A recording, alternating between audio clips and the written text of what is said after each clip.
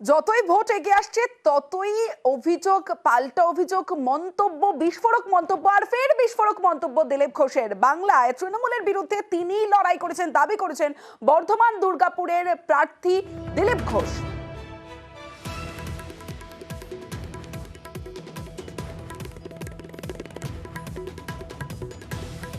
তৃণমূলের বিরুদ্ধে তো আমি লড়াই করেছি, আর কে পশ্চিমবাংলায় লড়াই করেছে? সিপিএম কংগ্রেস ছিল, এখন সেটিং বলছে, চিরদিন সেটিং করেছে, তাই দোকান উঠে গেল। দিলীপ ঘোষ লড়াই করেছে বলে যাদের দেখছেন এরা সব বিজেপি ছিল না, এরা টিএমসিকে হারাতে দিলীপ ঘোষের সঙ্গে এসছে। আজ আমাদের লক্ষ লক্ষ কর্মী দেখেন, তারা সিপিএম করেছেন, কংগ্রেস করেছেন, মার খেয়ে দুর্নীতি দেখে বিজেপি ঝান্ডার তলায় এসছেন এখানে পরিবর্তনের জন্য। তাদের সঙ্গে নিয়ে আমরা কাজ করে পরিবর্তন করব।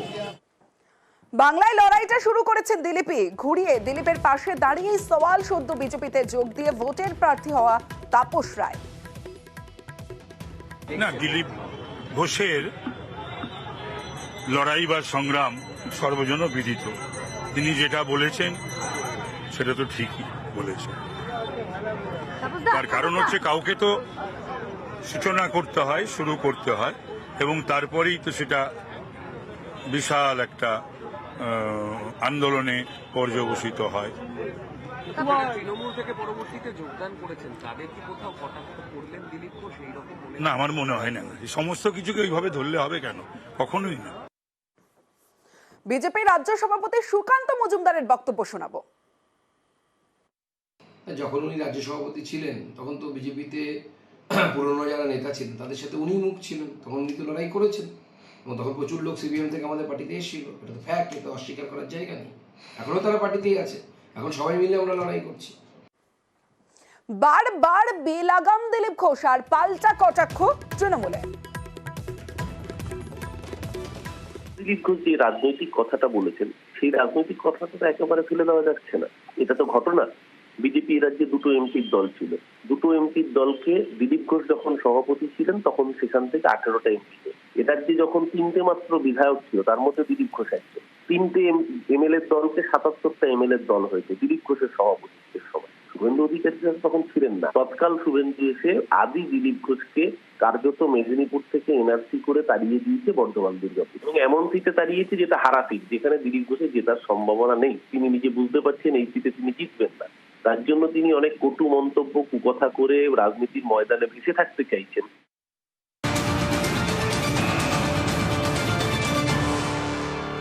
19 এপ্রিল থেকে শুরু হচ্ছে 18তম লোকসভা নির্বাচন, আর এই ভোটে বিশেষ পর্যবেক্ষকদের দায়িত্ব কি?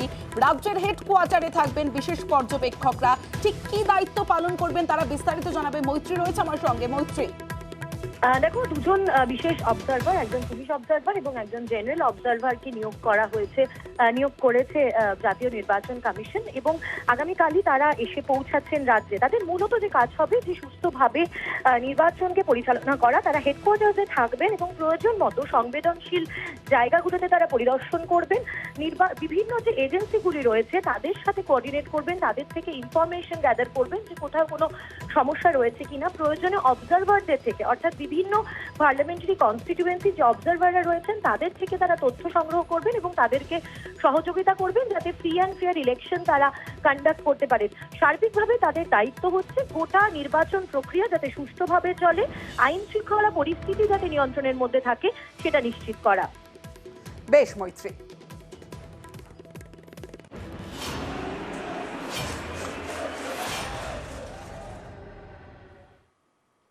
এবার পায়ে পায়ে প্রচারের দিকে নজর রাখবো, কারণ ভোট প্রচারে সুদীপ বন্দ্যোপাধ্যায়। কলকাতা উত্তরের তৃণমূল প্রার্থী সুদীপ বন্দ্যোপাধ্যায় শিব মন্দিরে পুজো দিয়ে প্রচার শুরু করলেন সুদীপ বন্দ্যোপাধ্যায়। যে ছবি আপনারা দেখছেন, কলকাতা উত্তরের তৃণমূল প্রার্থী সুদীপ বন্দ্যোপাধ্যায় সকাল সকাল শিব মন্দিরে পুজো দিয়ে প্রচার শুরু করলেন সুদীপ বন্দ্যোপাধ্যায়। কলকাতা উত্তরের তৃণমূল প্রার্থী সুদীপ বন্দ্যোপাধ্যায় জনসংযোগ সারেন এলাকায় ঘুরে ঘুরে।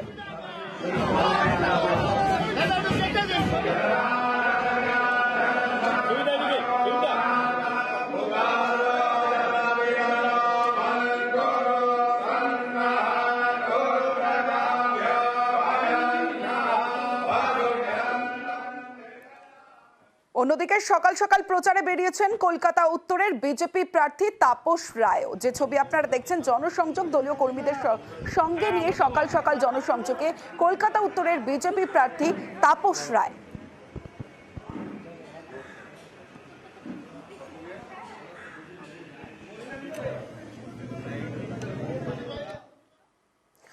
উত্তর কলকাতায় প্রচার যুদ্ধে সুদীপ বনাম তাপস। ভোটের সময় এলাকায় আসেন, অন্য সময় কেন দেখা মেলে না? মন্দিরে পুজো দিয়ে প্রচার শুরু করেই তৃণমূল প্রার্থীকে তোপ তাপসের।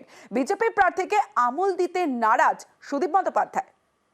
যে যেরকম ভাবে প্রচার করতে হচ্ছে কেন? এতদিনের সাংসদ প্রচারের আগে এই প্রশ্নের নিশ্চয়ই সম্মুখীন হচ্ছেন। উত্তরের যারা ভোটার বা বাসিন্দারা তাকে যদি জিজ্ঞাসা করে যে আপনাকে শুধু ভোটের সময়তেই দেখা যায়, 4 বছর 9-10 মাস দেখা যায় না, তার উত্তর আছে? সেই দাবি করেন আমি তৃণমূলের নেতা, পার্লামেন্টে একটিও প্রশ্ন তিনি করেননি, 2 নয়, 3 নয়, 4 নয়। তো তাহলে পরে এটা ধরে নিতে হবে যে উত্তরের মানুষের কোনো চাহিদা বা বক্তব্য বা প্রশ্ন ছিল না, পার্লামেন্টে একটি প্রশ্ন তুলে বলা যেত না। এই প্রশ্নের সম্মুখীন তাকে নিশ্চয়ই হতে হবে এই প্রচার পর্বে। একসাথে আপনারা কাজ করেছিলেন, তিনি এবার আপনার বিপক্ষে প্রার্থী, তাপস রায়, কিছু বার্তা দেবেন? No comments. কলকাতা উত্তর থেকে চলে যাব ঘাটালে। যে ছবি দেখছেন, দীপক অধিকারী, ঘাটালের তৃণমূল প্রার্থী দীপক অধিকারী দেব মন্দিরে পুজো দিয়ে রোড শো করে প্রচারে দেব। ঘাটাল পুরসভার 1 নম্বর ওয়ার্ডে রোড শো করেন দেব এবং গাড়িতে চড়ে রোড শো তৃণমূলের তারকা প্রার্থী দেবের প্রচারে গেলে দেবকে মিষ্টিমুখ করালেন স্থানীয়রা।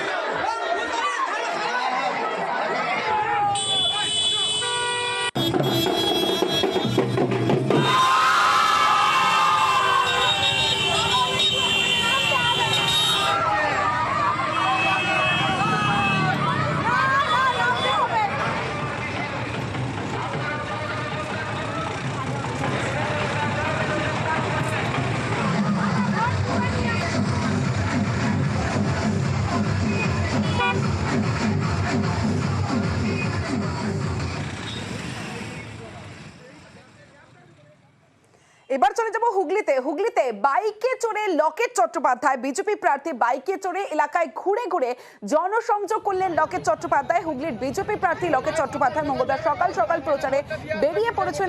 কালী মন্দিরে পুজো, ধনেখালির বেলমুড়ি অঞ্চলে কালী মন্দিরে পুজো, প্রচার শুরু। বাইকে চেপে গ্রামে গ্রামে ঘুরলেন হুগলির বিজেপি প্রার্থী লকেট চট্টোপাধ্যায়।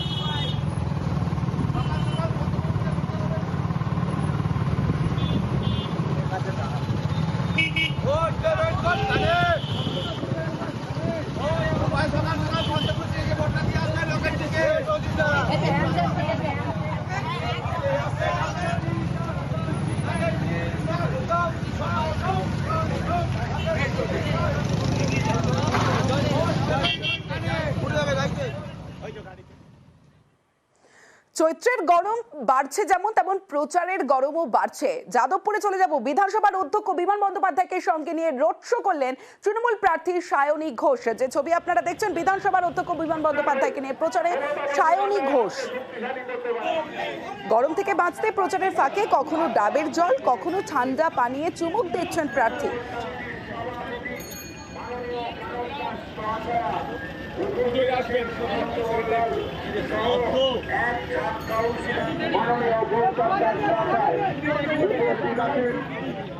জেলা পরিষদের কর্মাধ্যক্ষ যুব নেতা মাননীয় জয়ন্ত ভদ্র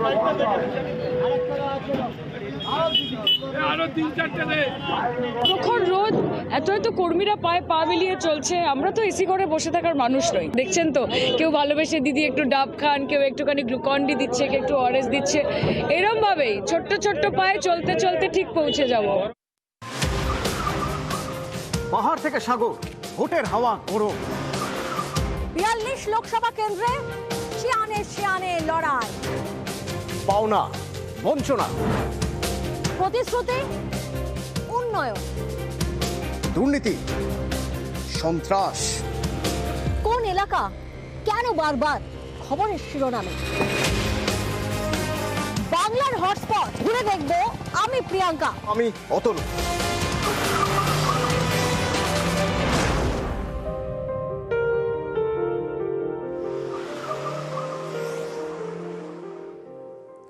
আরামবাগ কেন্দ্রের বিজেপি প্রার্থী অরূপ কান্তি দিগার আজ তারকেশ্বর মন্দিরে সকাল সকাল পৌঁছে গেলেন। তারকেশ্বর মন্দিরে পুজো দিলেন, তারপরেই জনসংযোগ করলেন, সাধারণ মানুষের সঙ্গে কথা বললেন, জনসংযোগ করলেন। তারকেশ্বর মন্দিরে পুজো দিয়ে প্রচার শুরু করলেন অরূপ কান্তি দিগার।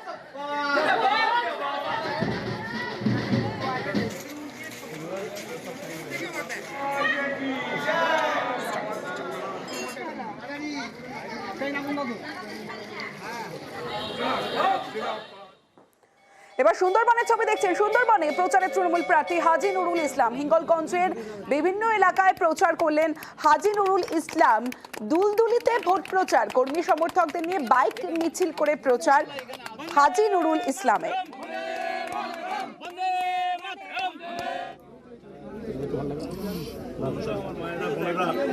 যেভাবে কষ্ট করে দাঁড়িয়ে আছে তাদের কাছে আমি ঋণী।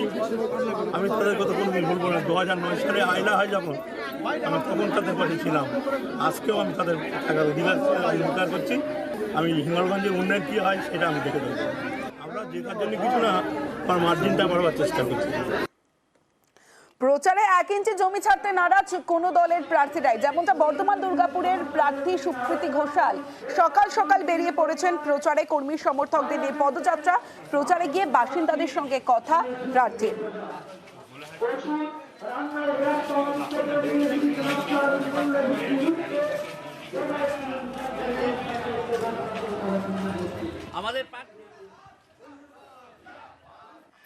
বিজেপি প্রার্থী রেখা পাত্র বসিরহাটের বিজেপি প্রার্থী সকাল সকাল প্রচারে বেরিয়ে পড়েছেন। মঙ্গলবার সকাল সকাল প্রচারে সন্দেশখালীতে প্রচারে, মন্দিরে পুজো এবং দলীয় কর্মী সমর্থকদের সঙ্গে নিয়ে জনসংযোগে বিজেপি প্রার্থী রেখা পাত্র।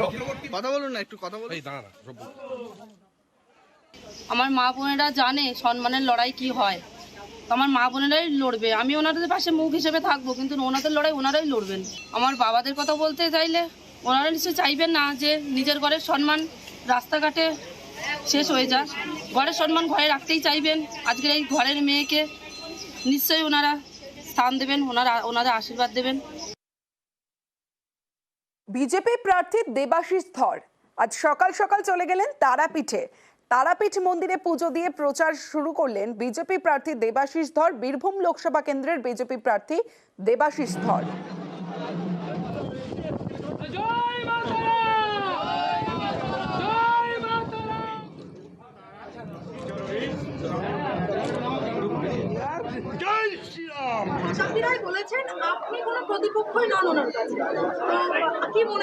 উনি ভয় আগে নার হারিয়ে ফেলছেন, এটা তো ফাঁকা মাঠে খেলতে ভালো লাগছে না। তো ওনার আরো যদি মনে হয় আরো কিছু উনি ক্যান্ডিডেট দাঁড় করিয়ে ওনার প্রতিপক্ষ বাড়িয়ে দিক, আমি কি করতে পারি ভাবছি। আমরা জিতছি, আমরা আর কিছু ভাবছি না। শহরের মানুষ আগেই আমাদের সঙ্গে ছিলেন, গ্রামের মানুষ এবার দ্বিগুণ উৎসাহে আমাদের সাথে আসবেন। এবার দেখাবো প্রচারে বর্ধমান দুর্গাপুরের তৃণমূল প্রার্থী কীর্তি আজাদ। তিনি মন্ত্রী প্রদীপ মজুমদারকে সঙ্গে নিয়ে হুটখোলা গাড়িতে প্রচার সারলেন। কমলপুর এলাকায় রোড শো করলেন কীর্তি আজাদ। ऐसा लोग आ रहा है दिलीप घोष की जगह पर, कहीं पर जाके खड़ा हो जाता है, एक जगह पर चाय पी लेता है, अपना कप वहाँ पर अपने पार्टी का घुमाता है। उसके अलावा देखा उसको किया है अभी तक एक भी रोड शो? कहीं जाके लोगों के बीच में बैठा है वो, कहीं धूप में ऐसे निकला है? কালনায় ভোট প্রচারে তৃণমূল প্রার্থী শর্মিলা সরকার। শীতলা মন্দিরে পুজো দিয়ে প্রচার শুরু। তৃণমূল প্রার্থীর সঙ্গে প্রচারে মন্ত্রী স্বপন দেবনাথ, কালনা বিধানসভার বিধায়ক। মন্দিরে হুটখোলা এবং মন্দিরে যান তিনি, মন্দিরে পুজো দেন, গুড় ছোলা বিতরণ করেন প্রার্থী শর্মিলা সরকার।